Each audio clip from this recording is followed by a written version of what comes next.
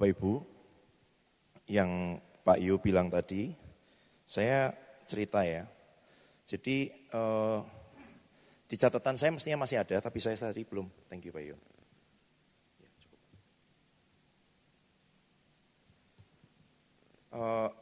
Yang saya ingat Januari 2022, datang bertemu Pak Yo di rumah dengan Ibu Ai, ngobrol sepanjang hari sampai malam gitu ya. Kemudian itu ingat saya hari Senin. Lalu siang setelah makan diajak ke sini, AC tidak ada yang dinyalakan karena maksudnya cuma sebentar mau menunjukkan lokasi gereja. Kemudian semua tertutup gitu. Siang kalau Bapak Ibu mau coba sekitar jam 2 siang matiin semua, wah itu cepat kurus. Pak Sam mungkin coba doa di sini Pak Sam. Oh tanpa AC ditutup semua, sauna. Ini berdoa tapi waktu ngobrol-ngobrol terus nyembah. Berdoa sambil berdiri di tengah. Ini Bapak Ibu tidak ada kursi di sekitar situ. Saya itu rasa hembusan di tangan kanan kiri semuanya sejuk sekali. Padahal cukup lama ya, maksudnya lebih dari 10 menit mungkin sudah panas sekali. Tiba-tiba ada yang seperti meliputi tangan dan saya membayangkan itu seperti kalau Bapak Ibu pakai orang mencuci baju gitu ya, manual pakai tangan, kemudian ada busa-busa sabunnya, kemudian busanya itu seperti menutupi begitu. Tapi itu sejuk dan kemudian berembus gitu, mengalir. Nah saya baru rasa itu kemudian Mbak Yu berkata Roh Kudus hadir di tempat ini berembus seperti angin yang sejuk. Oh benar ini berarti, saya lihat enggak ada dari mana dia bisa. Ya kan, kalau angin mau berobos gitu ya, menerobos atau mau masuk, menyelinap dari mana, tidak ada celahnya.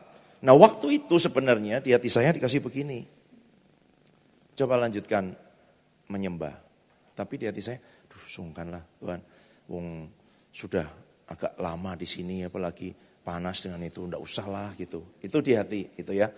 Jadi begitu sebenarnya di hati. Jadi saya ngomong, masa sih Tuhan udahlah enggak usah lah gitu-gitu. Nah pulang masih ngobrol lagi dengan Pak Yu sampai agak malam. Tapi begitu saya pulang dari rumah Pak Yu malam itu, Roh Kudus ngomong terus, kenapa kok kamu enggak mau? Kenapa kok kamu enggak mau? Akhirnya malam itu juga saya bilang, Pak, boleh enggak saya datang lagi gitu. Kenapa?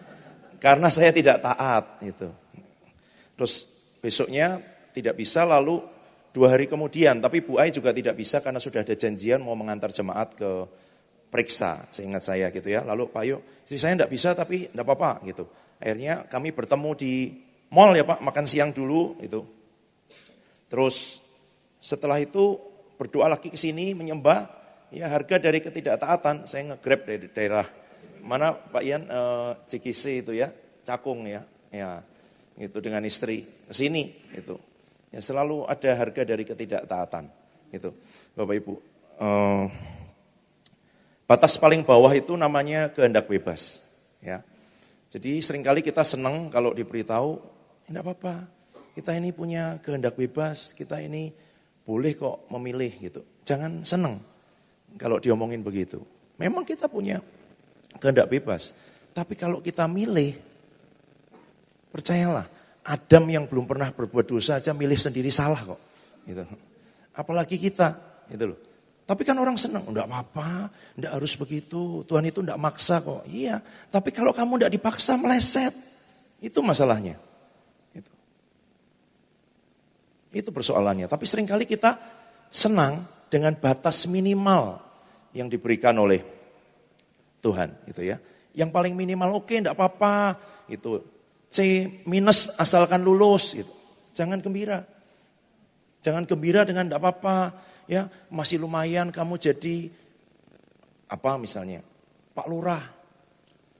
Bukannya jadi lurah tidak bagus, tapi kalau jatahnya sebenarnya adalah jadi Perdana Menteri, jadi lurah itu turun banyak sekali, ya kan? Oh ya lumayan, masih dapat jabatan, masih pakai seragam, masih dapat tunjangan. Bukan, kita harus tahu rencana sempurna Tuhan buat kehidupan kita yang mana. Tapi untuk sampai ke rencana Tuhan yang sempurna itu, Kalau kita disuruh milih sendiri, kita tidak mau biasanya gitu loh. Karena jalannya tidak seperti yang kita bayangkan. Catatan saya ini banyak sekali. Percayalah belum tentu nanti dari sini gitu ya. Tapi ini banyak sekali. Nggak apa-apa saya nyatet dulu karena agak kurang percaya gitu. Bahwa Tuhan bisa berbicara tanpa catatan gitu ya.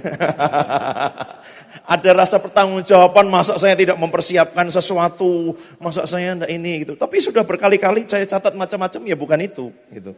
Ya. Tapi enggak apa-apa. Itu bukti ketidakpercayaan sebenarnya gitu ya. Satu sisi sepertinya mau bertanggung jawab itu. Tapi Bapak Ibu saya lanjutkan. Lalu datang ke sini memang setelah berdoa menyembah, ada sesuatu yang ditaruh di hati itu ya. Kuat sekali. Ini seharusnya ada sesuatu yang lebih dari ini. Lalu saya tanya Pak Yo, Bapak pernah doa keliling daerah sini, ini semua. Lalu beliau bilang apa yang pernah dialami itu.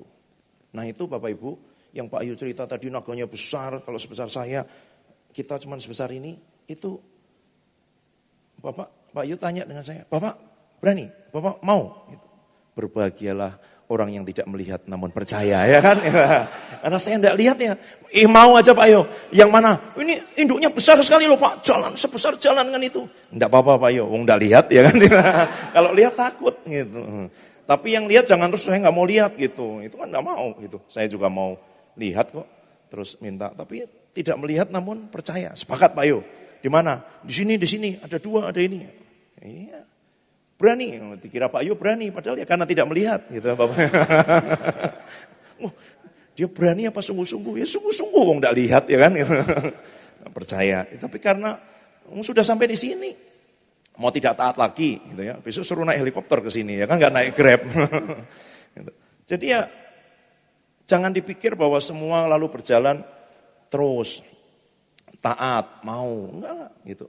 Ada proses-proses di situ Bapak Ibu, di dalam hati ketika hal sederhana loh, ya kan.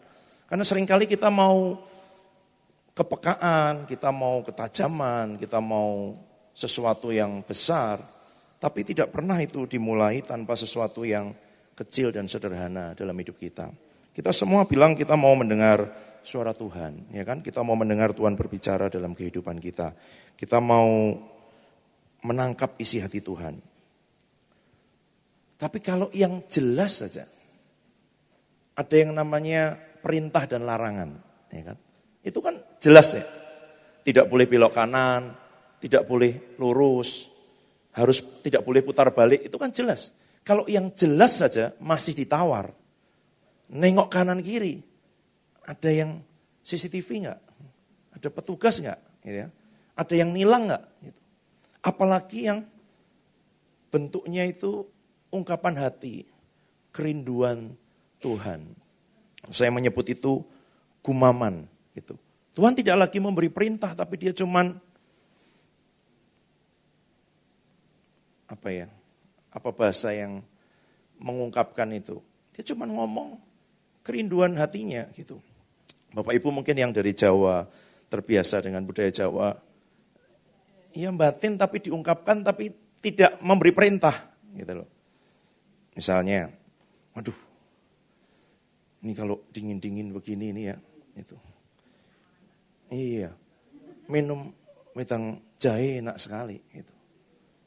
Apalagi dikasih sekoteng sedikit, dan itu gulanya nggak usah banyak-banyak.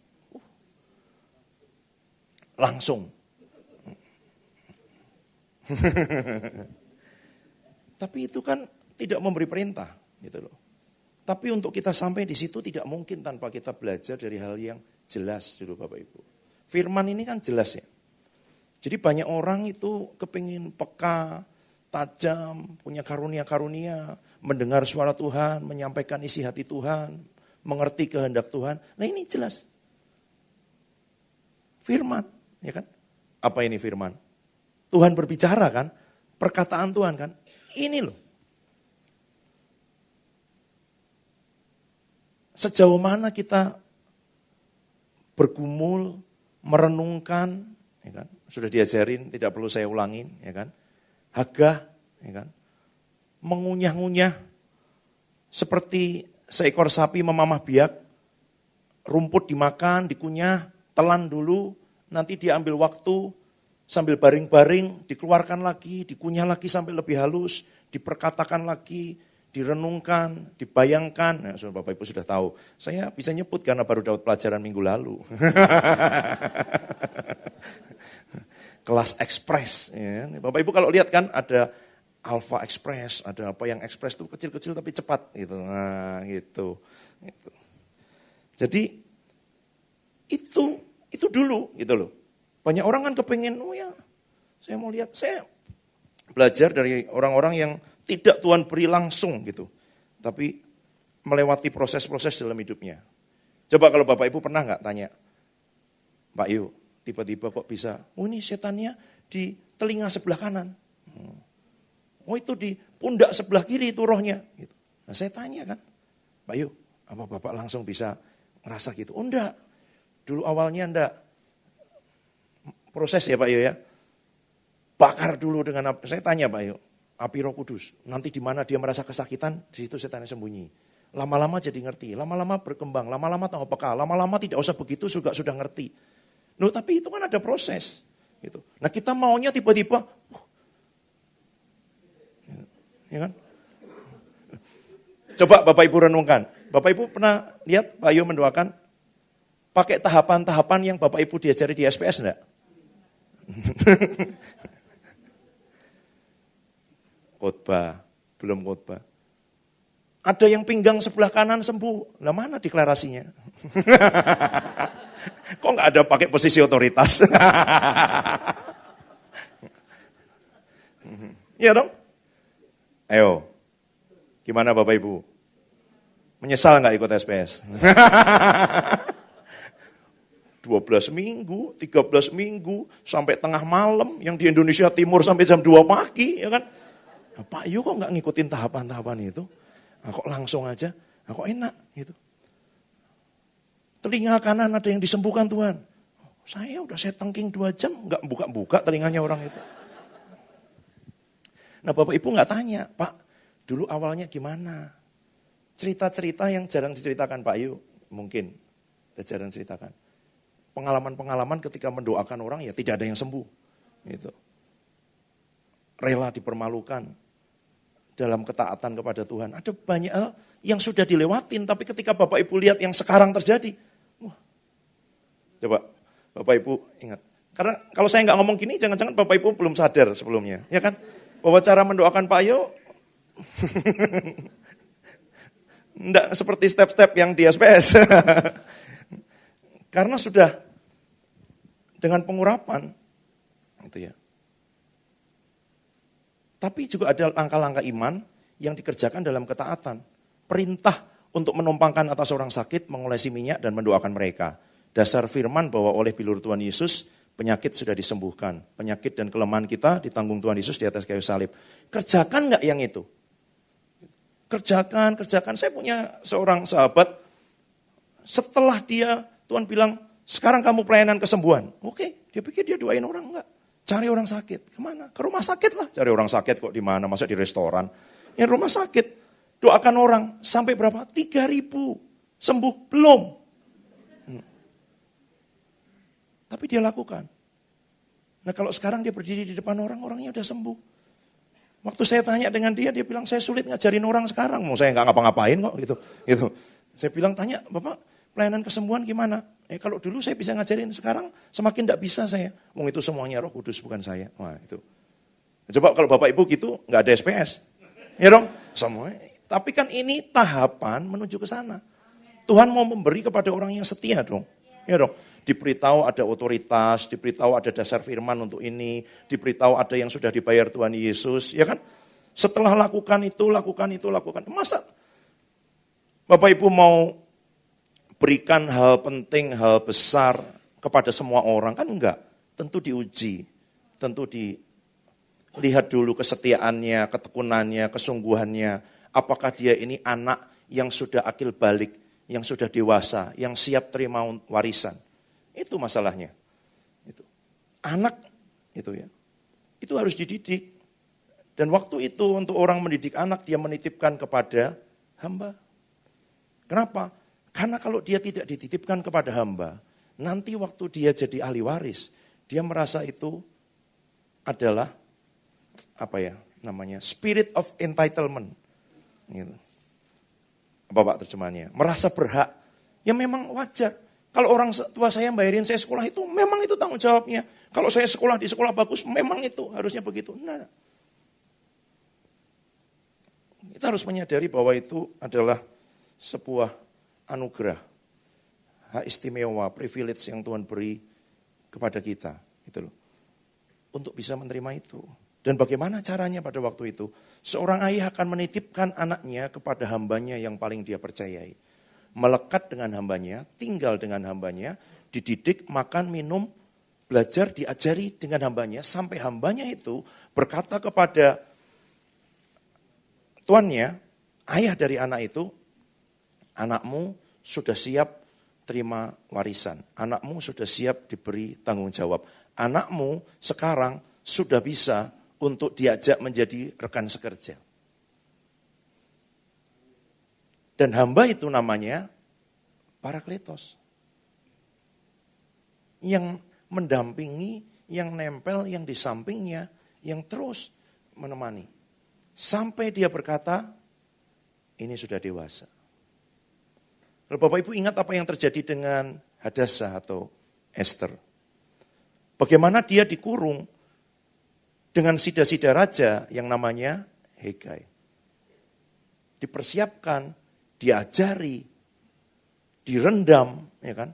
Dan kemudian dia selalu bertanya dan mengikuti nasihat Hegai, apa yang menjadi kesenangan raja. Kalau misalnya raja cuman senangnya bau minyak telon, ya selera raja tuh.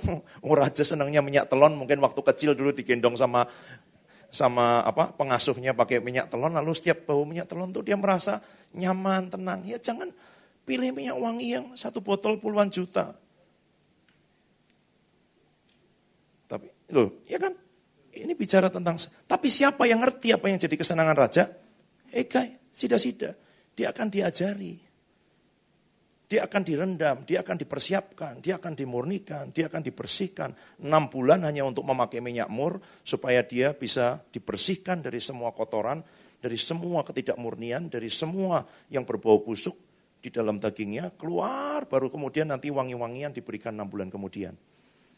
Jadi ada sesuatu yang pahit, yang mungkin kalau kita disuruh memilih, seperti saya bilang di awal tadi, kita tidak akan mau memilih itu. Tapi itu fondasi, sampai yang wangi-wangian itu bisa kita bisa direndam, kita bisa diberi, kita bisa diolesi, kita bisa dapat yang baunya wangi itu. Harus minyak mur dulu. Gitu. Tapi waktu kita diberi minyak mur, seringkali kita nggak mau, nggak suka. Karena itu kayak antiseptik kok. Waktu digosok, pasti ada yang perih kan. Apalagi kalau itu terluka. Tapi begitu luka itu kena antiseptik, sebenarnya dia akan menghindarkan dia dari infeksi, dari semua kemungkinan yang lain. Tapi waktu itu kena dalam hidup kita seringkali ngapain sih seperti ini? Gitu ya. Lalu kita lihat ke kanan, ke kiri, orang-orang Kristen lain kayaknya hidupnya biasa-biasa aja. Kayaknya jam segini mereka, ya kan, udah bisa nonton drakor, Netflix kan. Kok saya mesti nonton Pak Yu? Mini series cuma 6, ini 13. Ya kan, Bapak Ibu kalau nonton series, film yang series itu yang mini kan cuma 6 episode gitu. Yang panjang memang 12, 13 gitu. Ya kan? Wow. Lu betul dong. Kalau kita bandingkan hidup kita dengan orang lain, lihat tuh mereka nggak apa-apa. Gitu. Mereka kok bisa begitu, ya kan? Dan kita lihat kok saya digosok terus sama minyak mur, gitu. Sudah saya coba ikuti sampai ngantuk-ngantuk, wajah saya nggak ada di layar, dimarahin. Beberapa tampilannya cuman plafon dan lampu, ya kan? Yang tertawa itu sangat tahu sekali. Bilang dalam hati aja itu saya Pak, gitu ya.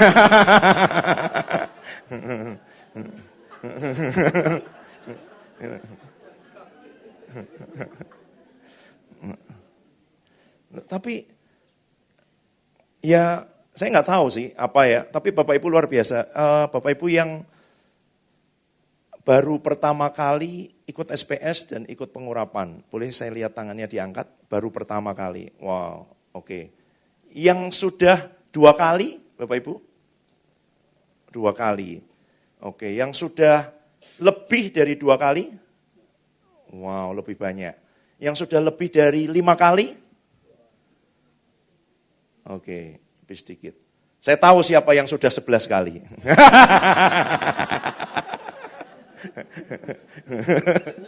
Cuman Pak Ian sama Pak Samuel Ang. Iya dong, Pak Thomas kemarin kan gak ikut.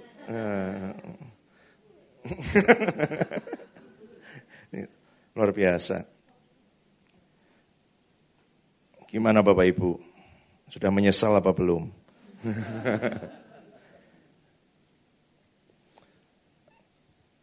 Karena tidak mungkin tuh Bapak Ibu, Tuhan memberi kepercayaan yang besar kepada orang yang tidak teruji. Nah banyak orang bertanya tentang Saul misalnya, kenapa kok Saul setelah diurapi meleset gitu. Ini kan banyak bilang gitu ya. Lalu orang mempertentangkan antara karunia dengan karakter. Iya dong. Banyak gak dengar yang seperti itu?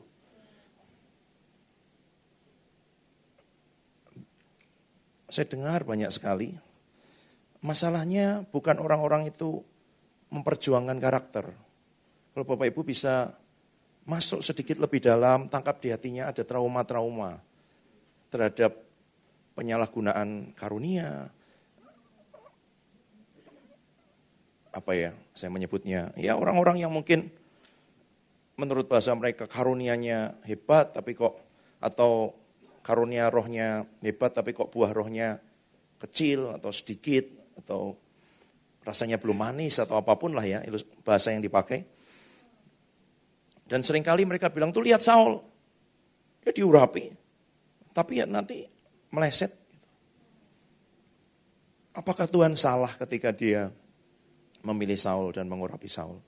Itu pertanyaannya. Apa Tuhan salah? Enggak dong. Di antara orang-orang yang ada waktu itu, memang Saul ini yang punya hati, punya sesuatu yang dilihat Tuhan pasti beda dari yang lain. Masalah nanti hatinya Saul berubah, ya itu berarti tanggung jawabnya Saul dong. Bapak Ibu bisa nangkap nggak? Karena seringkali orang menyalahkan, seakan-akan menyalahkan Tuhan dan kemudian itu membuat mereka menjauhkan diri, menutup diri, udahlah. Nggak usah karunia-karunia, nggak usah kuasa-kuasa, yang penting kita berbuah. Bahkan ada statement-statement yang menurut saya sedih gitu. Buat apa bahasa rohnya lancar, bahasa Indonesianya kasar?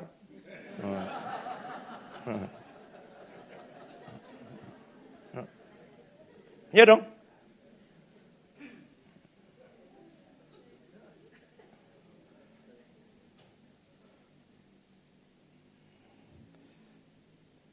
Buat apa karunia-karunianya luar biasa?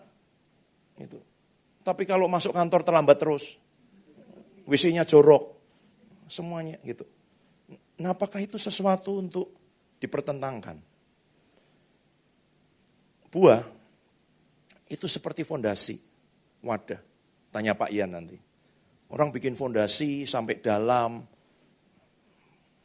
sampai titik kedalaman tertentu, tidak bisa digoncangkan. Saya tanya kepada satu anak yang dulu kuliah di ITB dan kemudian lanjut di Birmingham, pernah menjadi engineering manager untuk pengeboran tunnel MRT tahap kedua, dan dia bilang bagaimana fondasi itu biayanya mahal, dan saya tanya sampai titik seperti apa, lapisan tanah seperti apa, itu safe untuk bangunan sampai puluhan tingkat. Nah sekarang kalau orang mau hanya bangun ruko 2 lantai, apakah dia perlu menancapkan fondasi sampai berapa meter Pak Yan, kalau misalnya orang mau bikin hotel 30 lantai gitu, kira-kira kedalaman dari pilar yang harus ditancapkan, ada estimasi enggak Pak? Oke, kalau ya anggaplah 20 meteran ya. Kan kita tidak perlu fondasi 20 meter kan Bapak Ibu, untuk ruko 2 lantai. Ya buat apa? Mau bikin parkiran bawah tanah sampai 5 lantai, itu kan enggak kan? Enggak perlu kan? Gitu. Jadi kalau kita punya buah yang berlimpah, itu fondasi yang kuat. Tapi tidak ada yang dibangun di atasnya, cuman mau bikin warung. Ya kan? Ya buat apa? Ya dong. Jadi ini bukan 2 hal untuk dipertentangkan. Gitu. Saya ingat pemimpin saya sering bicara, semua yang dari Roh Kudus kita mau. Jangan pernah mau disuruh memilih salah satu. Pilih salah 2. Ya dong, pilih salah satu selalu dipertentangkan. Buah atau karunia. Karakter atau kuasa. Nah, jangan pernah. Kenapa? Lalu satu contoh yang selalu diulang-ulang dan itu melekat dalam hidup saya. Satu kali, ini ada seorang ibu yang tinggal, ini kisah nyata di tahun 80-an, tinggal di sebuah pasar, di sebuah kios. Dan dia punya anak kecil, umur balita. Satu sore dia mau pergi keluar sebentar dari kiosnya untuk beli nasi goreng. Dia tinggal anaknya di dalam kios. Dan waktu dia kembali, pasar itu terbakar. Dia minta tolong kepada satu orang yang dia lihat badannya besar sekali, kuat. Dan menurut dia akan sanggup menerobos api dan membongkar pintu itu dan menolong anaknya. Tapi orang itu tidak mau. Karena orang itu punya kuasa tapi tidak punya kasih. Dia minta tolong sama yang lain lagi. Orangnya semangat, kepengen menolong, hatinya sungguh-sungguh. Tapi badannya kecil, kurus. Tidak sanggup mendobrak pintu itu. Punya kasih tapi tidak punya kuasa.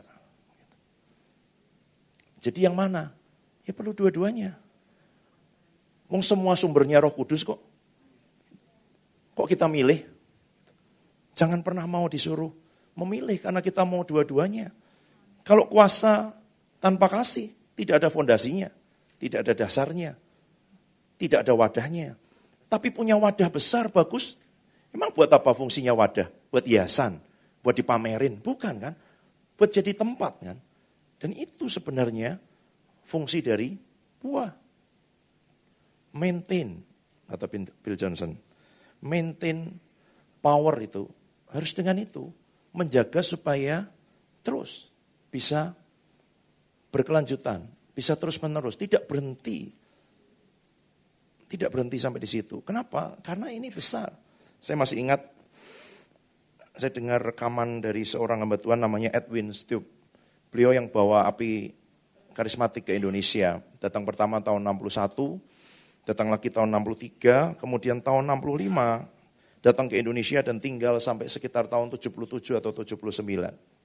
Sempat ada di Semarang sekitar 2 tahun, lalu kemudian pindah ke Lawang di Malang.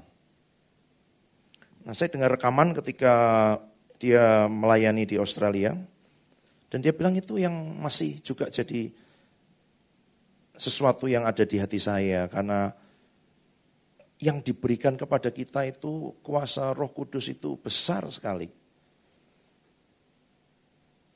Dan memang sebagai eksesnya, dampaknya, ada banyak hal-hal yang mungkin tidak terjadi dengan hidup mereka yang tidak melayani dengan kuasa. Jadi, apakah tidak ada persoalan dengan hidup orang yang tidak melayani dengan kuasa? Ada. Tapi sepertinya kok tidak seheboh, tidak terekspos, tidak jadi pusat perhatian sebesar kalau orang itu punya kuasa. Hamba Tuhan melayani dengan urapan yang luar biasa, kuasa yang luar biasa. Setelah sekian tahun tiba-tiba berpisah dengan istrinya. Oh, seluruh dunia ngomong.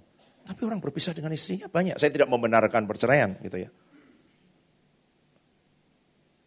Tetapi begitu yang punya kuasa ini, yang diberi kuasa ini, lakukan satu kesalahan kecil, sepertinya itu tidak terampuni.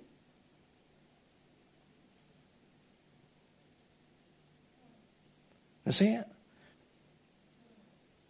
ingat satu kali, beberapa waktu lalu, satu yang hamba Tuhan bicara dengan saya. Kalau kita diberi urapan seperti hamba Tuhan itu, mungkin kita kawin cerainya 70 kali. Dia bilang gitu. Karena kamu gak tahu bagaimana ya kan, hidup berdampingan dengan kuasa sebesar itu. Dengan pengurapan sebesar itu. Sahabat saya pernah cerita, dia bilang satu kali, waktu Roh Tuhan turun, mengurapi kita dalam pelayanan tertentu. Itu kemudian, Bapak Ibu perhatikan apa yang terjadi dengan Saul ya. Waktu Roh Tuhan undur, itu langsung kayak jadi orang stres loh, orang gila. Langsung kerasukan roh jahat. Ya kan, orang yang diurapi. Tidak mudah. Gitu. Itu sebabnya mempersiapkan Daud butuh waktu panjang kan. Sampai belasan tahun. Karena peristiwa yang sama terjadi. Waktu Roh Tuhan turun ke atas Saul dan ke atas Daud. Langsung berubah jadi manusia lain. Langsung ada sesuatu yang tangible yang bisa dilihat oleh orang lain. Diurapi, ini ada sesuatu yang berbeda. Dia bicara, dia ngomong, wajahnya, cara bicaranya langsung berubah. Orang langsung bisa mengenali bahwa ada Roh Tuhan di dalam dirinya.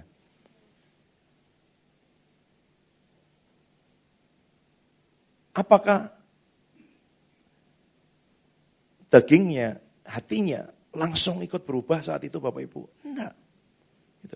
Di Saul masih ada mindernya, ya kan?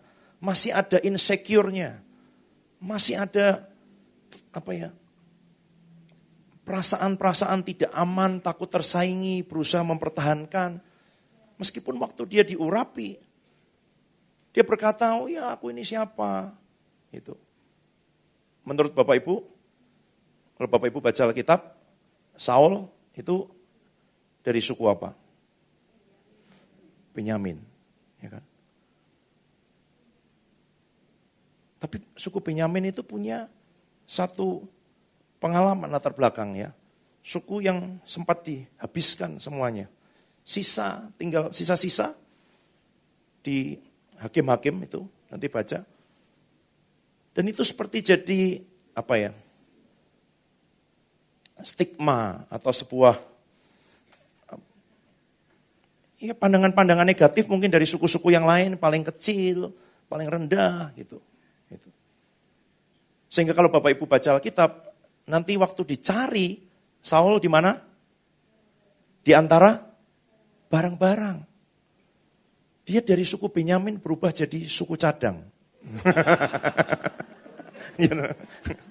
Nah sembunyi di antara barang-barang, merasa tidak layak di antara manusia. Bapak Ibu terlalu tegang ya kan? Itu jadi dia itu, ya kan, dia ngerti nih, gak bisa, gitu loh. Gak bisa. Orang akan ngomong apa, masa jadi raja dari satu suku yang pernah dimusuhi sama 11 suku yang lain, yang pernah dihabisi, dibantai. Yang tinggal sisa-sisa yang tidak layak. Tapi itu masih terus ada di hatinya. Dan waktu dia jadi raja, dia tetap merasa tidak aman. Apa yang terjadi kalau nanti mereka meninggalkan aku? Padahal dia tahu dia jadi raja bukan karena rakyat, tapi karena Tuhan. Tapi tetap mau penerimaan, dukungan dari manusia. Waktu ibu-ibu di Israel itu nyanyi, bikin story. Saul memang hebat, dia ngalahkan ribuan orang. Tapi kalau Daud, puluhan ribu. Saul mengalahkan beribu-ribu. Tapi Daud berlaksa-laksa. Puluhan ribu. Terus dia mikir, wah Kalau semua bikin story tentang Daud, jangan-jangan nanti mereka mau pilih dia jadi raja. Lakukan segala macam hal untuk mengalahkan Daud. Padahal kalau dia aman dan punya hati Bapa, dia akan bangga dong. Betul kan? Karena Tuhan Yesus saja ngomong, kamu akan melakukan perkara-perkara yang lebih besar. Gitu. Jauh lebih besar. Tapi dia nggak bisa punya itu. Dia mau menghabisi siapapun yang berpotensi lebih besar dari dia. Ada sesuatu yang di dalam. Padahal pengurapannya ada, besar. Gitu. Jadi bagaimana Bapak Ibu? Beresiko loh diurapi. Nah, iya. Beresiko dong. Lebih aman dikenal sebagai orang yang murah hati, sabar, apalagi? Ya, setia, ya baik. Apalagi? Lemah lembut, ya kan? Sukacita, kemana-mana tersenyum. Oh, saya lihat tersenyum aja, gitu.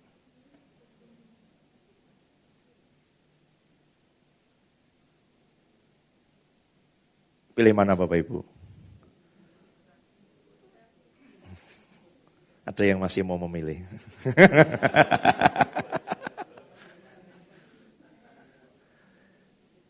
Beresiko loh.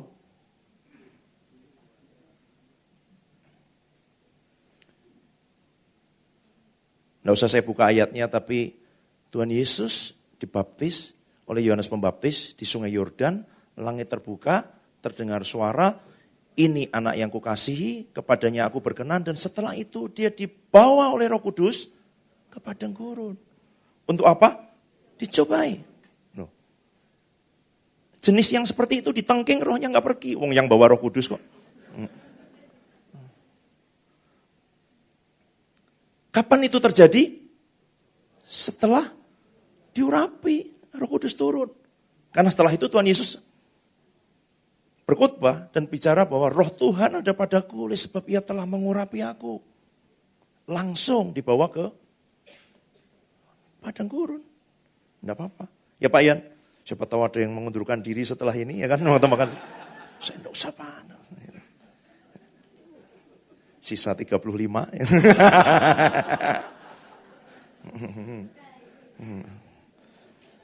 Loh, Bapak Ibu sungguh-sungguh loh. Nih, buka ayatnya sekarang bersama dengan saya ya. Nih, buka ayat nih. Gimana ya?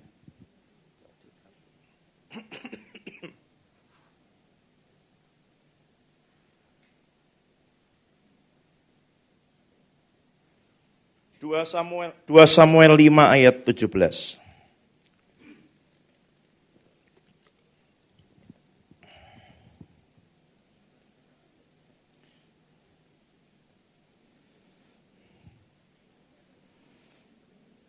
Dua Samuel 5 ayat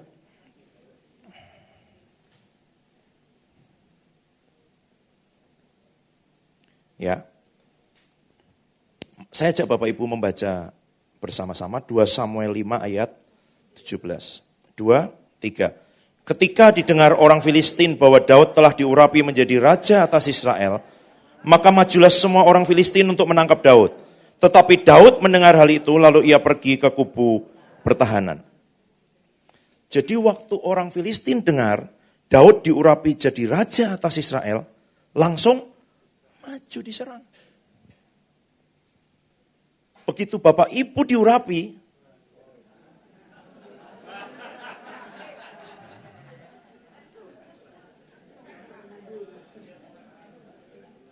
tidak ada pesanan panitia. Oh iya.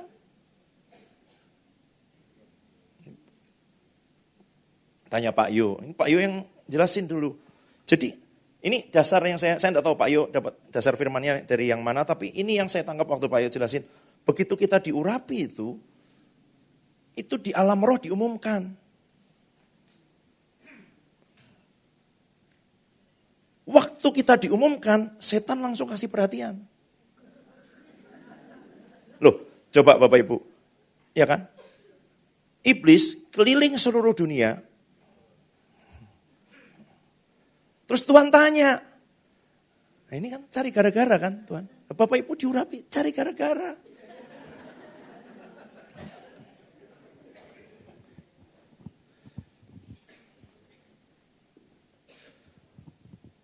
Apa kamu tidak lihat hambaku Ayub?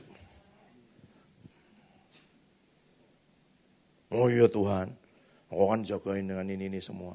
Loh, kalau nggak dipamerin sama Tuhan, tidak diberi perhatian sama setan. Begitu diurapi itu bersinar. Mulai ada yang takut.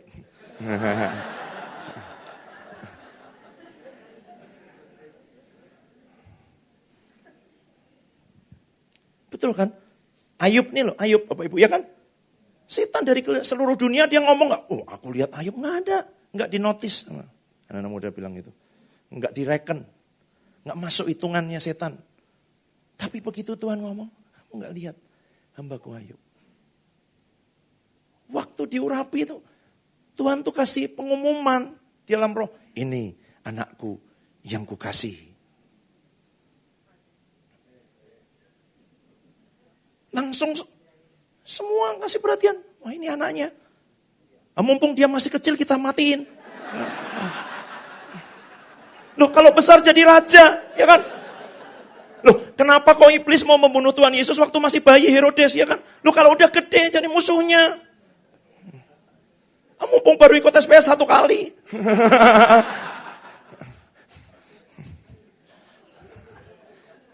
Dibikin kapok. Yang 2 kali mulai gini-gini.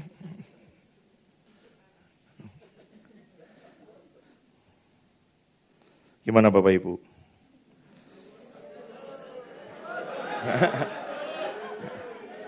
Loh, ini beneran loh.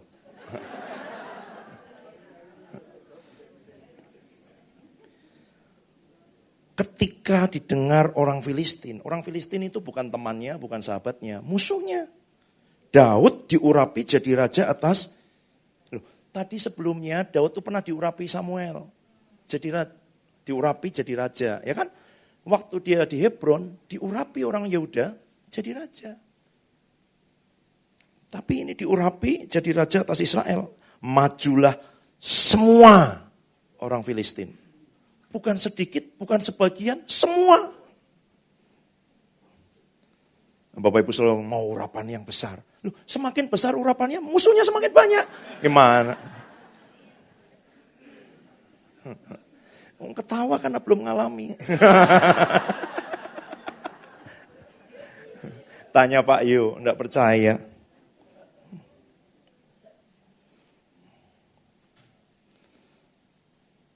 Majulah semua orang Filistin untuk menangkap Daud.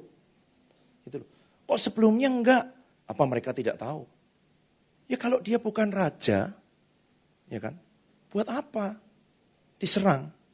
Mumpung baru diurapi, ya kan? Loh, kalau sudah bekerja pengurapan itu, otoritas bekerja, berarti kan itu ancaman buat kerajaan kegelapan. Ya dong. Apa Bapak Ibu bisa menyembuhkan orang sakit dengan kesabaran?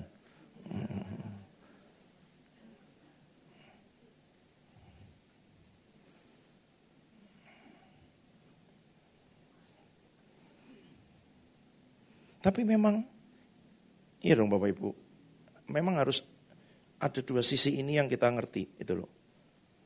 Kuasa yang besar itu diberikan kepada siapa? Itu. Diberikan kepada yang akil balik harusnya. Diberikan kepada yang ngerti bahwa dia tidak bisa lagi pakai kekuatannya sendiri. Dan itu dipakai untuk memberitakan Injil. Bukan untuk pamer-pamer, adu kesaktian. Meskipun ya biasanya saya ngomong sisi yang situ. Tapi tadi yang Tuhan taruh itu, enggak. Coba ngomong tentang hati. Kita ini disuruh jadi saksi. Pak Yu kemarin nyebut ayat yang Kisah Rasul 1 ayat 8 yang dalam bahasa Jawa itu sebelumnya saya juga sudah baca. Kita ini diberi kesaktian supaya jadi saksi. Sakti supaya jadi saksi. Ada orang yang ngomong begini, buat apa jadi sakti? Kita itu dipanggil jadi saksi. Loh ya, jadi saksi ya, dengan sakti. Saktian itu untuk jadi saksi gitu loh. Oke ya, tujuannya ini Bapak Ibu. Jadi saksi. Mengalami, melihat, eyewitness, pengalaman sendiri, personal experience, dialami pribadi, dilihat sendiri, bukan dari kata orang, kemudian diceritakan kepada orang lain, dibagikan kepada orang lain. Itu tujuannya. Gitu loh. Nah kalau kemudian disimpan sendiri, bukan itu tujuannya. Bukan untuk menjadi lebih hebat. Bukan untuk menjadi lebih dibandingkan dengan yang lain. Coba saya ajak untuk melihat bagian-bagian ini. Ini seingat saya nggak pernah sampaikan bagian-bagian ini. Biasanya lebih mendorong, ayo Bapak Ibu, haus dan lapar, kejar, ingini, ya kan? Terus, masih ada lebih lagi. Gitu. Ada memang lebih lagi itu. Gitu.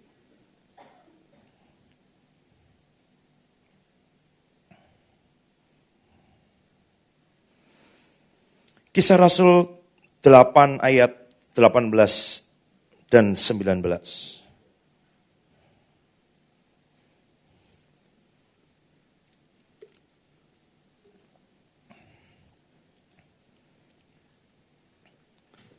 Kisah Rasul 8, 18 dan 19, mari baca bersama dengan saya, 2, 3.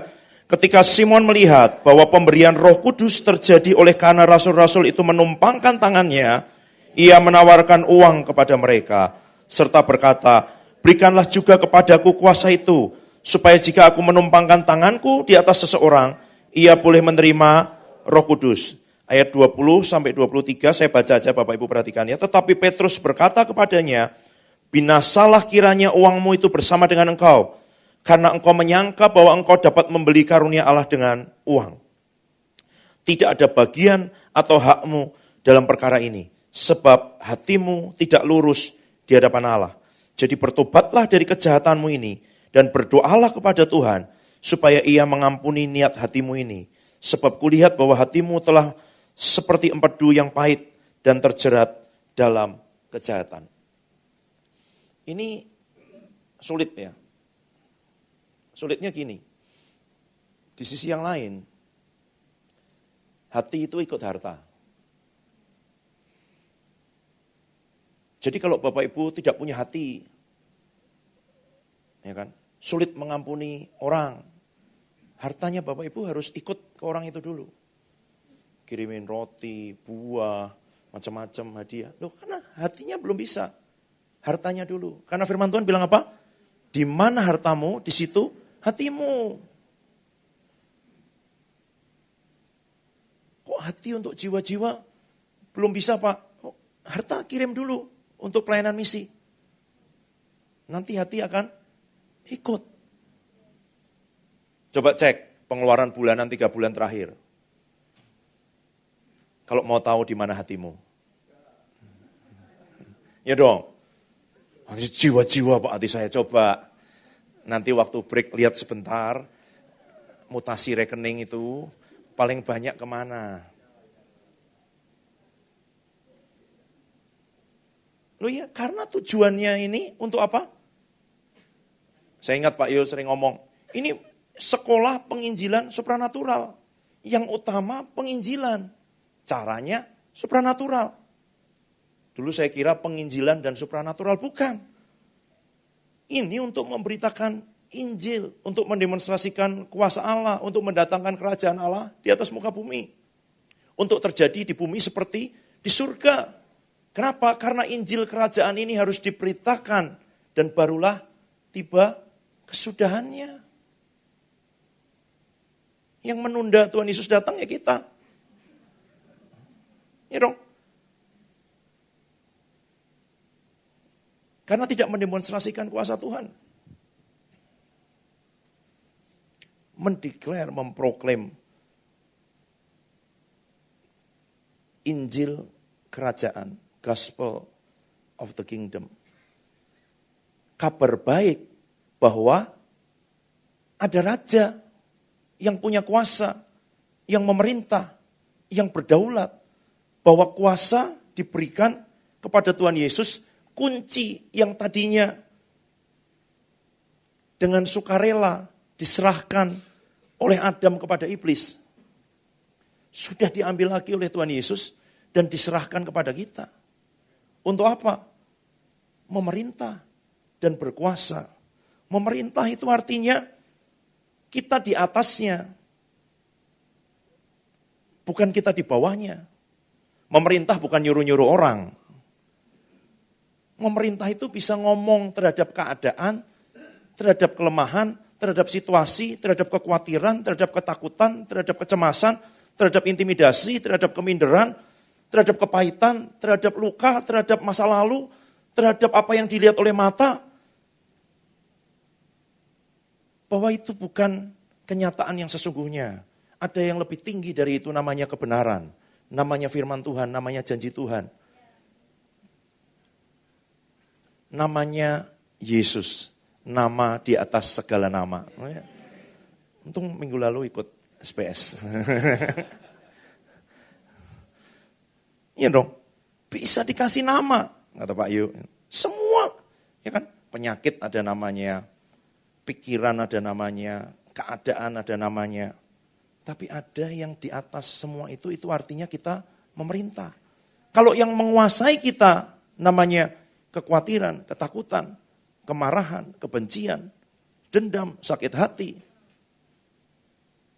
Berarti kita diperintah oleh itu semua. Tapi kalau kita memerintah artinya kita punya kuasa mengusir dia pergi. Kan orang terikat karena dia tidak punya kuasa kan. Makanya harus dilepaskan dulu. Tapi setelah dilepaskan, kalau tadinya dia seperti mumi begitu terbelenggu, kalau sudah dipotong-potong semua ya tinggal sisa-sisa begini, makanya Bapak Ibu harus tengking sendiri, pakai otoritas, diperkatakan gitu. Jangan ngerepotin ketua-ketua SPS, sedikit-sedikit cari Pak Samuel Ang itu. Sudah dilepaskan, nah sekarang tinggal, ini lo masih ada sama di sini, dicabut sendiri, diperkatakan, beresin, dikebaskan gitu. Apa Pak Samuel Ang gak punya kerjaan lain? Dilepaskan waktu dulu masih begini loh, diikat semua kan. Kayak Lazarus di dalam kuburan itu loh. Harus ditolong untuk dilepaskan dari ikatannya. Tapi setelah ikatannya dilepaskan, ya bisa dong sekarang. Ambil sini, beresin, benerin, gitu. Dilatih, dipakai, dipraktekkan. Otoritasnya yang sudah diberi itu loh Bapak Ibu. Gitu. Ya kan orang dipersiapkan dulu kan. Waktu Tuhan memberi mimpi kepada Yusuf, tidak besoknya dia jadi Perdana Menteri. Bukan minggu depan dia memerintah di Mesir. Bukan. 13 tahun mungkin kira-kira. Kasih tanggung jawab dulu. Ngalamin penyertaan Tuhan.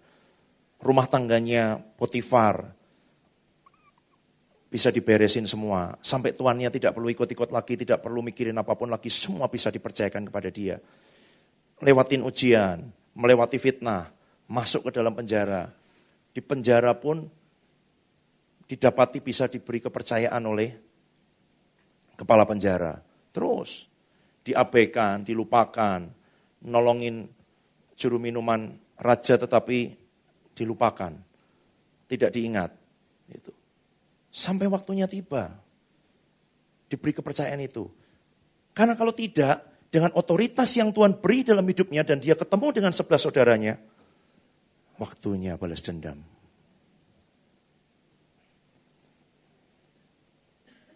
Bapak Ibu kadang diurapi sekarang, manifestasinya tidak besok. Nah banyak orang kecewa. Mana? Saya udah merangkak di situ, lengket semua, ya kan? Gitu. Seharian, gitu.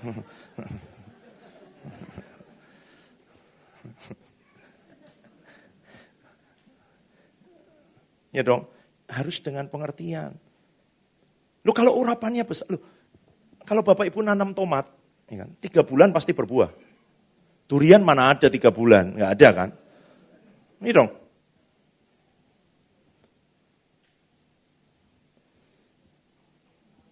Itu namanya pengertian. Oh ya, pengertian itu seperti Daud menguatkan kepercayaan. Oh enggak apa-apa, belum manifestasi, jatah saya durian, pengurapan saya raja, jatah saya perdana menteri, mungkin 13 tahun tuh persiapannya gitu ya. Yang lain cuma level tomat-tomat makanya cepat. Ini bukan untuk ngomongin orang lain, untuk ngomongin diri sendiri. Nanti lihat, tomat ya. Bukan, itu orang kalau diajarin salah pasti ya gitu. Cepat sekali kalau lihat kesalahan orang lain gitu. Bukan, ini untuk lihat diri sendiri. Loh betul, karena memang ada janji-janji Tuhan yang seperti itu. Saya dengar Randy Clark, dia ngomong gini. Ini Bapak Ibu nanti waktu diurapi ada yang akan merasakan panas, seperti tersengat listrik, ada yang seperti es masuk, ada yang seperti macam-macam ya.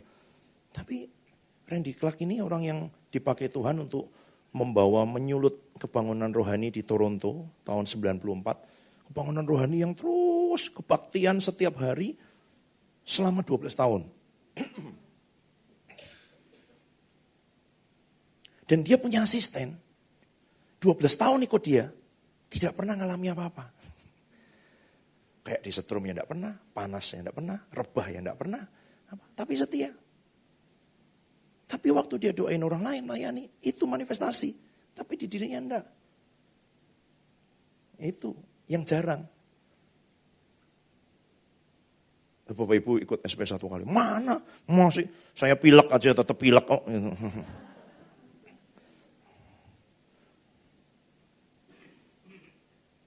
Ada yang sampai harus proses-proses yang seperti itu loh Bapak Ibu, ya kan? Apakah Tuhan tidak bisa menjadikan Yusuf itu orang kedua di Mesir dalam waktu yang singkat? Bisa. Tapi kan yang lebih terutama dia melihat hatinya. Sehingga ketika otoritas itu diberikan, kuasa itu diberikan, dia bisa melakukan apapun. Tapi yang dia lepaskan adalah pengampunan. Yang dia punya adalah understanding. Memang kamu mereka-rekakan yang jahat.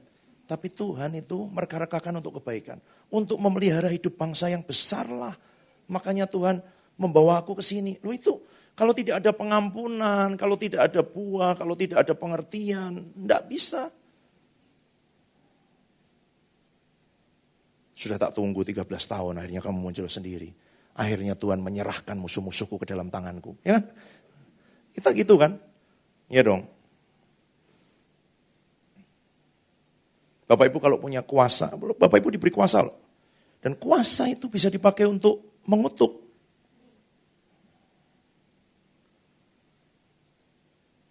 Diperkatakan. Tapi kita pakai untuk membangun atau meruntuhkan. Ya. Itu masalahnya.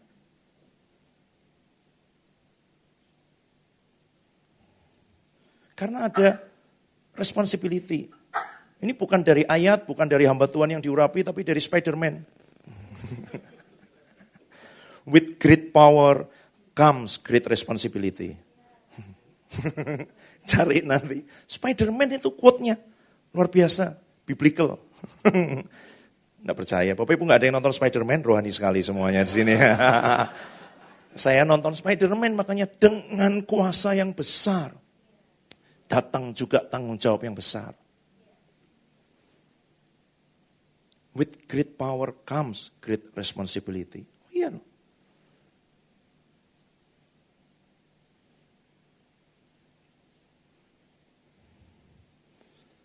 Supaya Bapak Ibu ada waktu nanti break makan siang, tanya Roh Kudus lagi.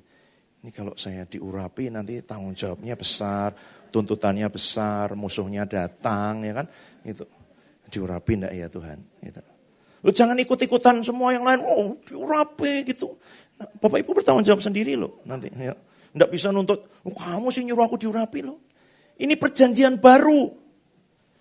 Ada jawatan-jawatan, ada karunia-karunia, tapi setiap kita punya Roh Kudus. Jadi apa yang paling sehat? Bergaul dengan Roh Kudus, bergaul dengan firman, kenal dia, dan nanti ada orang-orang yang akan dipakai Tuhan meneguhkan, ya kan, lewat karunia dan jawatan yang mereka punya. Tapi kita tidak bergantung kepada orang. Memang di perjanjian lama roh Tuhan hanya ada di nabi, raja, imam, dan hakim. Tapi di perjanjian baru apa yang dirindukan Musa? Tuhan, kalau semua diurapi kayak aku. Ya, ditambahin sama Tuhan 70. Impartasi itu. Roh Tuhan yang di Musa bisa dibagikan kepada 70 orang tua-tua. Nah perjanjian baru, all flesh, semua, besar, kecil, tua, muda, hamba, orang merdeka, laki, perempuan, punya Roh Kudus, diberi. Gitu. Jadi ada tanggung jawab kita untuk tanya, untuk bergaul, untuk kenal, untuk bersekutu dengan Roh Kudus. Tidak bisa bergantung hanya kepada apa yang disampaikan orang lain. Saya suka apa yang dikatakan Bill Johnson karena dia bilang begini. Tanggung jawab itu bukan hanya kepada pemberi pesan.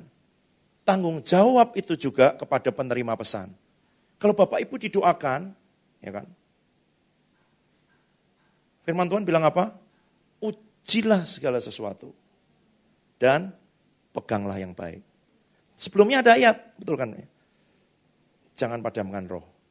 Betul enggak? Coba dilihatin ayatnya, depannya, urutannya itu enggak. Jangan padamkan roh, ujilah segala sesuatu, peganglah yang baik.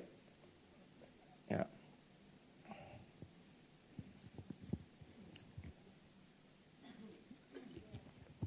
Betul ya? Berapa ayat? 1 Tesalonika 5 ayat 19. 19 sampai 21. Oke. Mari buka Bapak Ibu bersama-sama.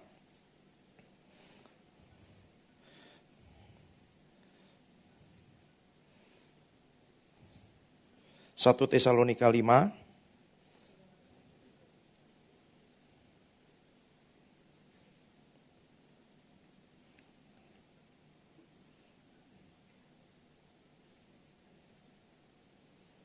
Oke. Baca bersama ya Bapak Ibu ya, 19 sampai 21. 23, janganlah padamkan roh dan janganlah anggap rendah nubuat-nubuat. Ujilah segala sesuatu dan peganglah yang baik. Oke. Ya, sampai situ aja Ibu. Jangan padamkan roh dan jangan anggap rendah nubuat-nubuat. Salah satu memang memadamkan roh itu kalau menganggap ringan nubuat, sesuatu yang profetik, sesuatu yang mungkin menurut pemikiran kita yang logis itu apa sih? Hubungannya mengangkat tangan dengan menang dalam perang, ya kan? Tapi anehnya waktu Musa menurunkan tangannya, Yosua kalah di medan perang. Waktu diangkat lagi, loh kok menang? Nah, hubungannya apa? Ya itulah. Makanya Esau tidak bisa ngerti hal itu. Buat dia semangkok kacang merah itu lebih real daripada hak kesulungan.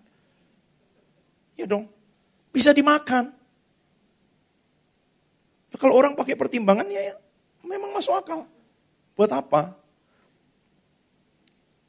Blessing, berkat, doa. Ya kan? Kita pikir itu kan cuma kata-kata. Makanya banyak orang keluar duluan supaya kita bisa cepat-cepat. Enggak usah ngantri nanti. Sebelum doa berkat udah keluar. Gitu. Dia pikir dia pinter. Oh iya dong. Saya nggak perlu ngantri. Kamu kehilangan berkat. Nanti kan masih ada minggu depan. Siapa bilang? Nggak ada. Berkat minggu depan dengan berkat hari ini beda. Ya dong. Rahmat Tuhan selalu baru. Anugerah Tuhan selalu baru. Berkat Tuhan selalu baru. Makanya banyak orang capek. Merasa sesuatu ada yang kemudian jadi marah, jadi pahit. Kenapa? Loh, dia ambil berkatnya seminggu sekali. Loh, dia pakai berkat 1 hari untuk 1 minggu. Ya kekurangan dong. Berkat yang untuk hari itu nggak diambil. Coba pelan-pelan. Berkat Tuhan, rahmat Tuhan selalu baru. Setiap hari. Jadi yang kemarin sudah basi. Yang hari ini harus diambil. Nah ada orang cuma ngambil seminggu sekali. Nanti dia mengeluh, Pak saya ini sulit sekali hidup begini, kok intimidasi datang terus, serangan-serangan gitu-gitu. Bukan. Ngambil berkatnya, loh, mana itu loh Bapak Ibu. Diambil hari itu, makan hari itu. Oh dia males, bikin stok busuk. Harus ambil setiap hari. Yang dari Tuhan diunduh, didownload. Kekuatan, anugerah, datang, minta, ambil, pakai. Itu. Untuk hari itu, untuk setiap hari. Bukan seminggu sekali. Bukan sebulan sekali. Nggak bisa. Itu. Ya. Jangan anggap rendah nubuat-nubuat, hal yang rohani, yang supranatural, yang ilahi, yang profetik, yang kalau kita belum ngerti itu, coba punya sikap hati seperti Maria. Dia simpan dalam hati, ya kan? Belum ngerti. Maria dengan Sakaria ketika malaikat datang, sama-sama tanya. Tapi waktu Maria bertanya, ada perkenanan Tuhan. Waktu Sakaria tanya, bisu. Di mana bedanya? Hatinya. Karena tidak percaya. Tapi Maria, memang aku tidak ngerti Tuhan. Tapi aku ini hambamu. Jadi padaku menurut perkataanmu. Tidak semua hal kita harus ngerti dulu. Jadi gimana? Jangan buru-buru menolak, tapi juga jangan semua ditelan. Ini gimana yang jelasinnya? Tapi nanti kalau Bapak Ibu diberi pengertian sama Tuhan, seperti ada satu tempat menampung gitu ya. Tangki. Jadi ini anak kecil nih kalau dikasih makan yang pahit-pahit gitu, dimuntahin. Nggak mau, nggak suka, ya kan? Ada nggak anak kecil suka daun pepaya, pare? Nggak ada kan? Gitu. Nggak ada. Gitu. Kalau dia disuruh makan nugget, happy dia, ya kan? Pasti, nggak ada. Tapi kalau orang dewasa dia tahu, yang ini enak, tapi belum tentu sehat. Yang ini baik, tapi belum tentu enak. Gitu. Dan waktu yang tidak enak tapi baik itu datang, kita nggak buru-buru dimuntahkan. Kunyah sedikit, mungkin cari di internet apa sih fungsinya. Oh ternyata baik, ternyata baik. Nah itu kalau orang masih banyak mikir. Tapi kalau hatinya mulai percaya sama Tuhan. Satu kali ada seorang hamba Tuhan, pelayanan di satu desa, perintisan. Masa yang tidak mudah, dan dia berdoa dan berkat Tuhan belum datang. Tidak ada pilihan lain, di sekitar rumahnya banyak pohon pepaya, dia petik, dia rebus, dia makan dengan nasi dan garam beberapa bulan. Kita nyanyi, banyak orang nyanyi kan. Banyak hal tak ku mengerti dalam masa menjelang. Ya, banyak hal kita belum ngerti. Tapi kalau hatinya percaya. 3 bulan kemudian datang wabah malaria. Dan hamba Tuhan ini dengan seisi rumahnya diluputkan dari malaria. Sekarang baru dia ngerti, terima kasih Tuhan untuk daun pepaya. Terima kasih untuk burung gagak yang gak tahu nyasar kemana Tuhan. Gak bawa kiriman daging selama 3 bulan. Tapi itu namanya understanding, kedewasaan. Sehingga ketika ada yang pahit dalam hidupnya, dia tidak tiba-tiba berkata bahwa ini pahit. Waktu Naomi pulang ke Bethlehem, dan dia berkata, jangan panggil aku lagi Naomi, pleasant, yang manis, yang menyenangkan, yang sedap didengar. Hidupku isinya cuman pahit. Tapi kalau dia tidak buru-buru mengatakan itu, ternyata kepahitan-kepahitan itu diubah. Jadi satu blessing yang besar. Punya menantu yang lebih hebat dari 7 orang anak laki-laki. Yang nanti akan menurunkan Daud sebagai raja. Tapi itu butuh pengertian, butuh kedewasaan, butuh untuk tidak buru-buru memberi penilaian dari sudut pandang kita tentang apa yang sedang Tuhan lakukan. Dan itu akan membuat kita, tapi itu gak bisa ngerti-ngerti sendiri ya Bapak Ibu. Minta Tuhan, beri aku pengertian. Beri aku pengertian, ini apa? Kenapa terjadi seperti ini?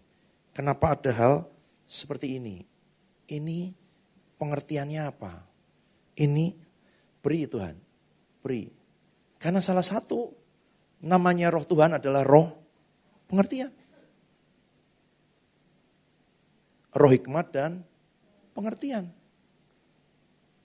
Jadi kita punya namanya understanding, pengertian. Bukan sekedar ngerti. Gitu. Pengertian tuh bisa kayak gimana ya? Belum paham tapi bisa, nggak apa-apa, kita tunggu dulu. Gitu.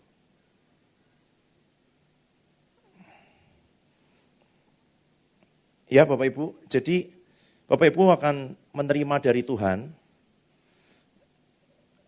Tidak usah saya buka ayatnya, tetapi dalam perjanjian baru di beberapa bagian, memang Paulus ngomong dengan Timotius, dengan semua karunia Allah yang kamu terima daripadaku lewat nubuat dan penumpangan tangan. Jadi ada namanya pelayanan penumpangan tangan, mengimpartasikan apa yang dari Tuhan. Musa juga disuruh oleh Tuhan melakukan yang sama kepada Yosua. Kalau Bapak Ibu nanti dikasih tahu, kenapa harus tumpangi tangan dengan ini? Buka dengan saya.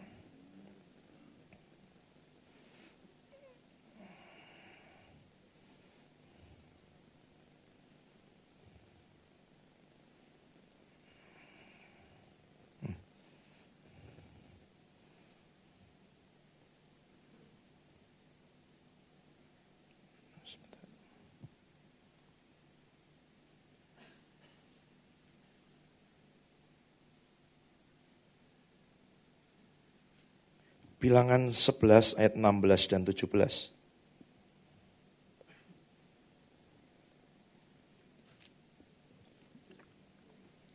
Bilangan 11 ayat 16 dan 17. Saya baca Bapak Ibu ya. Bilangan 11 ayat 16 dan 17. Lalu berfirmanlah Tuhan kepada Musa, kumpulkanlah di hadapanku dari antara para tua-tua Israel 70 orang. Yang kau ketahui menjadi tua-tua bangsa dan pengatur pasukannya. Jadi siapa yang dikumpulkan Tuhan? Bukan sembarangan. Tua-tua. Ini berarti orang dewasa sudah diberi tanggung jawab, sudah diberi kepercayaan, ya kan? Menjadi tua-tua bangsa dan pengatur pasukan. Kemudian bawalah mereka ke kemah pertemuan supaya mereka berdiri di sana bersama-sama dengan engkau. Maka aku akan turun dan berbicara dengan engkau di sana. Lalu sebagian dari roh yang hinggap padamu itu akan kuambil dan kutaruh atas mereka. Maka mereka bersama-sama dengan engkau akan memikul tanggung jawab atas bangsa itu. Jadi tidak usah lagi engkau seorang diri memikulnya. Jadi waktu Bapak Ibu diurapi, tanggung jawab memberitakan Injil dengan kuasa bukan hanya ada di Pak Yo dan ketua SPS. Dibagi sama Bapak Ibu, dikasih kerjaan itu. Tidak usah Tuhan, kerjaan saya udah banyak. Nanti waktu makan siang tolong doa lagi. Loh iya dong, ini mau dikasih kerjaan loh. Ngurusin 2 juta orang yang bikin Musa nanti ujungnya hatinya pahit.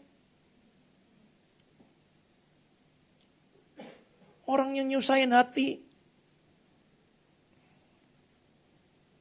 Ditakut-takutin lagi. Enggak. Ayatnya bilang begitu. supaya bersama-sama dengan engkau akan memikul tanggung jawab atas bangsa itu. Jadi tidak usah lagi engkau seorang diri memikulnya. Ada mandat-mandat yang Tuhan beri, bukan hanya memberitakan Injil, tapi juga melatih orang-orang untuk memberitakan Injil, melayani dengan kuasa. Mandat yang Tuhan berikan kepada Pak Yu. Kenapa kok diberi pelatihan? Supaya Bapak Ibu terlatih. Kenapa diurapi? Supaya bisa memikul tanggung jawab. Karena pengurapan itu memampukan kita. Pengurapan itu ya kan memampukan. Yang tidak bisa jadi bisa. Dan tiba-tiba turunlah roh Allah atas Simson. Langsung bisa bunuh singa dengan tangan kosong. Waktu ada pengurapan. Buat apa diberi kemampuan kalau tidak melakukan? Loh kalau Bapak Ibu cuma mau keliling-keliling kompleks, buat apa sih naik motor gede cc-nya 900? Nggak usah dong, naik sepeda listrik dong. Ya dong, buat apa di situ?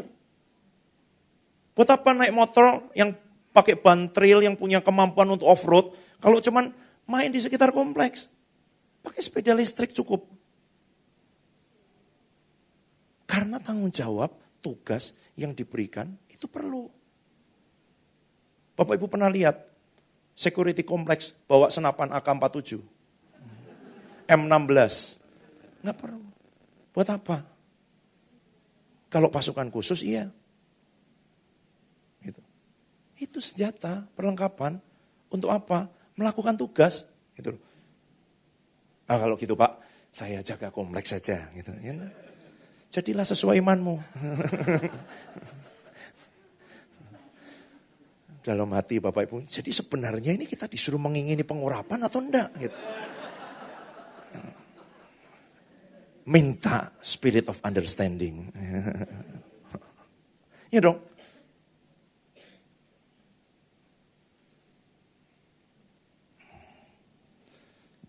Betul Bapak Ibu, karena itu tujuannya, itu gunanya. Jadi kalau Bapak Ibu hanya diberi terus itu ya, didorong untuk itu tanpa ada sisi-sisi ini, pengertian-pengertian ini bahwa ada loh tanggung jawabnya loh, ada loh konsekuensinya loh, ada loh harganya, ada sesuatu yang memang harus kita lakukan karena yang diberi sebesar itu. Gitu. Kalau enggak buat apa? Itu. Untuk apa kita terima sebesar itu? Buat apa kita punya semua perlengkapan? Saya ingat apa yang sudah sekian lama mungkin ya hampir 20 tahun lebih yang lalu ditulis oleh Rick Joyner dalam sebuah penglihatannya. Dia lihat dia dibawa Tuhan naik ke atas gunung yang tinggi, terbang lebih tinggi lagi, naik lebih tinggi lagi, dan di atas itu dia lihat banyak hal, Tuhan bukakan banyak hal, beri sangat banyak hal, dan kemudian dibawa lagi turun ke kaki gunung itu. Dan di kaki gunung itu dia lihat orang-orang dengan sangat terbatas. Cuman punya perisai, nggak punya pedang. Ada yang cuman punya tongkat, ada yang cuman pedang satu sudah tumpul berkarat. Tapi mereka perang di garis terdepan. Baru sekian tahun, saya baru mengerti apa maksudnya.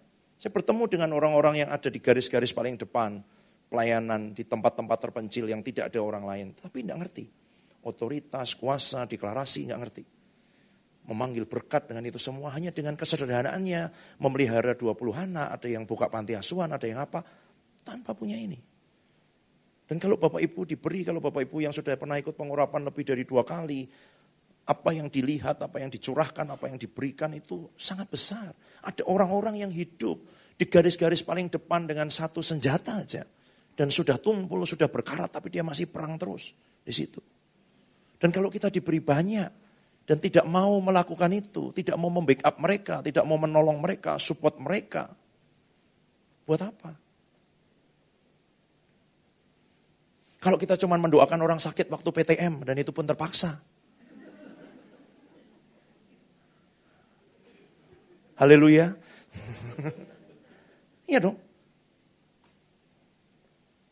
Gak usah jaga klaster pakai M16. Waktu kita nembakin begini, kita sendiri yang jatuh nanti ya kan. Oh iya, nembak itu kan, orang yang coba lihat di YouTube, orang belajar pakai senapan pertama, begitu dia tembakin malah dia sendiri kena ke kepalanya. Itu perlu latihan, exercise, dan ngerti apa tujuannya. Gitu. Ngerti apa goalnya, gitu loh.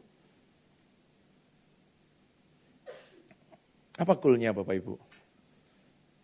Injil kerajaan ini harus diberitakan, jadi kesaksian buat semua bangsa. Barulah tiba kesudahannya.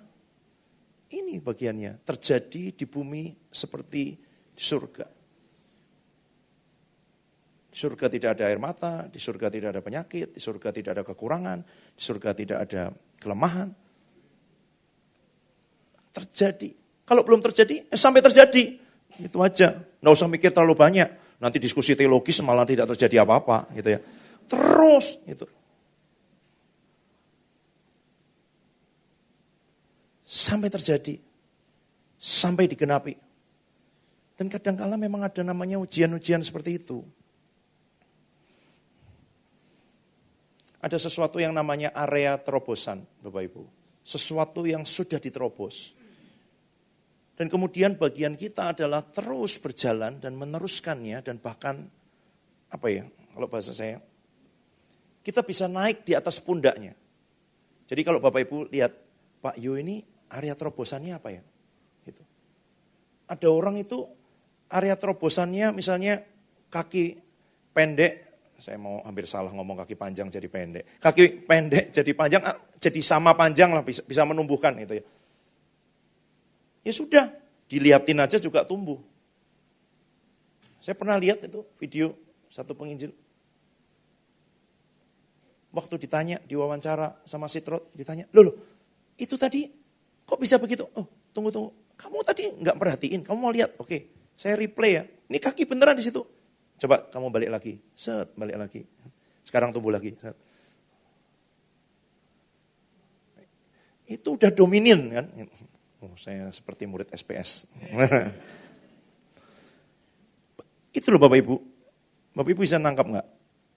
Pak Yu, pengurapan apa? Nanti lihat yang lain. Bapak Ibu bisa naik di atas pundaknya.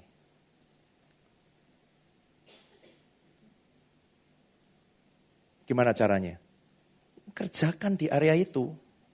Ya ikut sekolah penginjilan supranatural. Supaya menginjil dengan supranatural. Sudah. Jangan jadi kelompok diskusi, kelompok sharing, kelompok apa. Menginjil dengan supranatural. Selesai. Ketika Bapak Ibu menginjil dengan supranatural, Bapak Ibu akan dibawa masuk ke area terobosan-terobosan itu yang sudah dialami juga Bapak Yu. Tapi kalau enggak bisa. Gitu loh. Jadi harus melakukan itu. Gitu. Assignment, penugasan yang khusus dalam hidup seseorang akan membuat pengurapan itu mengikuti.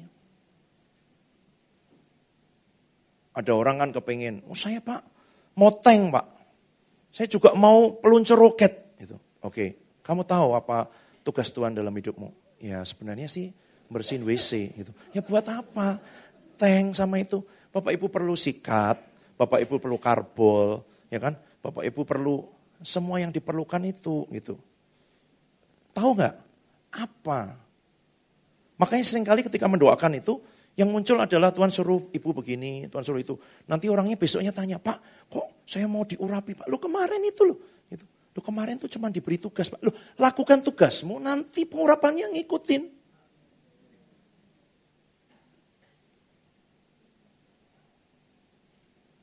Bapak Ibu nangkep nggak? Tugas utamanya menginjil dengan supranatural. Tidak menginjil dengan apologetika. Ada orang diberi tugas menginjil dengan apologetika, itu bagiannya. Kalau Bapak Ibu di sini ikut SPS, menginjil dengan supranatural. Mendemonstrasikan kuasa Tuhan. Ada orang terikat dilepaskan. Ada orang sakit disembuhkan. Ya kan? Ada orang kerasukan diusir setannya. Itu aja tugasnya. Nanti pengurapan itu pasti mengikuti. Ya kan? Itu perlengkapan untuk menjalankan tugas itu. Gitu. Dan nanti dia akan termanifestasi semakin besar seiring dengan kesetiaan dan ketekunan Bapak Ibu untuk melakukan itu. Bukan semata-mata hanya untuk dapat lebih, punya lebih, bandingin sama orang lain, bukan itu. Gitu. Bukan. Itu. Saya mungkin mulai ngomong ini karena ini sudah angkatan ke-10. Gitu ya. Jadi kalau tidak ada hati itu Bapak Ibu, untuk melakukan mandat dan perintah yang Tuhan beri. Ya kan? Saya tidak berkata Bapak Ibu tidak usah menginginkan. Saya tahu Bapak Ibu sudah ikut 13 kali pertemuan, datang jauh-jauh ke tempat ini.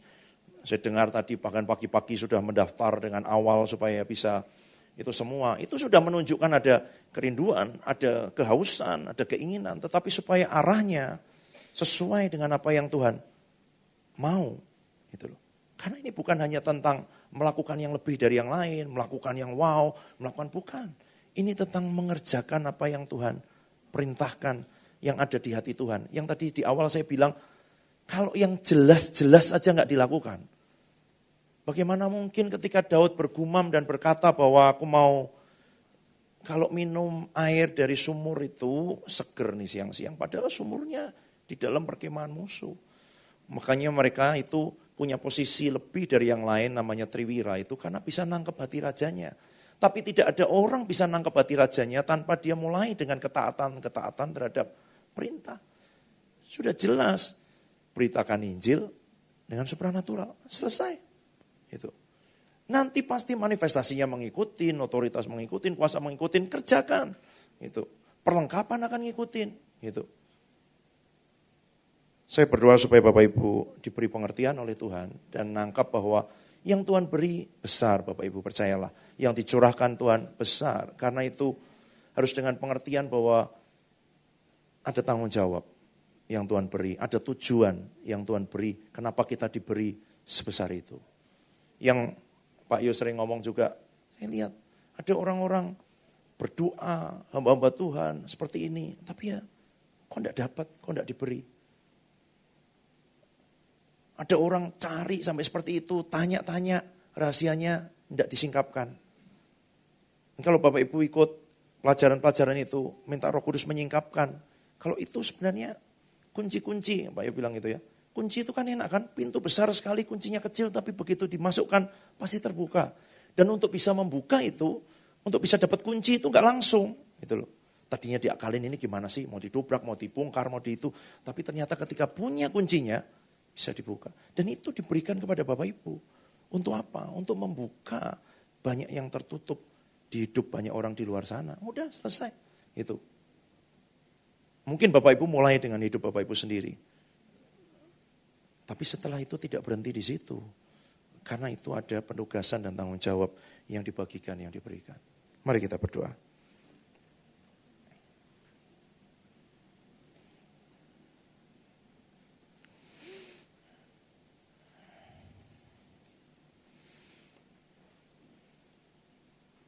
Tuhan, aku minta roh pengertian turun atas setiap kami di tempat ini supaya kami tahu bahwa kuasa Tuhan yang besar yang diberikan kepada kami adalah pribadi-Mu sendiri. Roh Allah, Roh Kudus dicurahkan dengan khusus atas kehidupan setiap kami. Supaya dengan demikian bukan kami yang memakai Engkau Tuhan, tapi Engkau yang memakai hidup kami.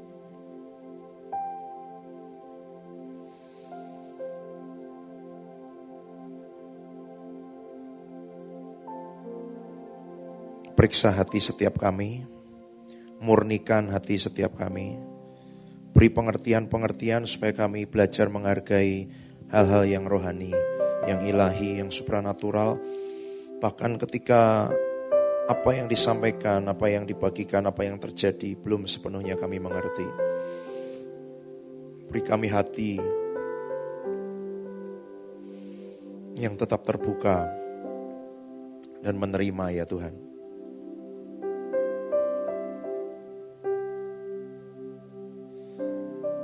Bapak Ibu ambil waktu sejenak minta Roh Kudus menerangi hati kita masing-masing.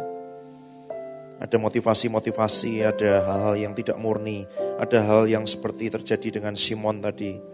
Dia ingin untuk mengingini kuasa dan pengurapan itu sehingga ketika dia menumpangkan tangan, Roh Kudus turun atas hidup seseorang. Tetapi Petrus tahu dari apa yang dikatakan Roh Kudus bahwa hatinya tidak lurus, hatinya bercabang, hatinya bengkok, hatinya punya motivasi yang lain. Ada kepahitan, ada ikatan di dalam hatinya sehingga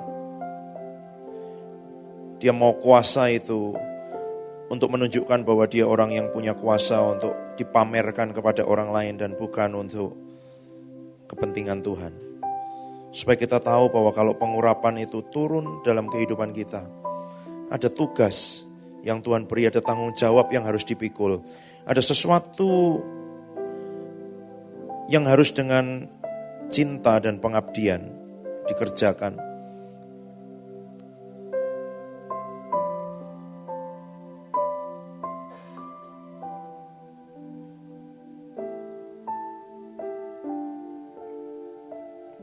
Minta roh pertobatan turun atas hidup setiap kita, supaya dengan demikian hati kita dimurnikan, dibersihkan. Apa yang bengkok diluruskan, apa yang menjulang tinggi diruntuhkan, lembah-lembah ditimbun, sehingga setiap apapun, baik itu keminderan maupun kesombongan, jadi jalan yang lurus buat Tuhan melangkah dan bekerja dalam kehidupan kita.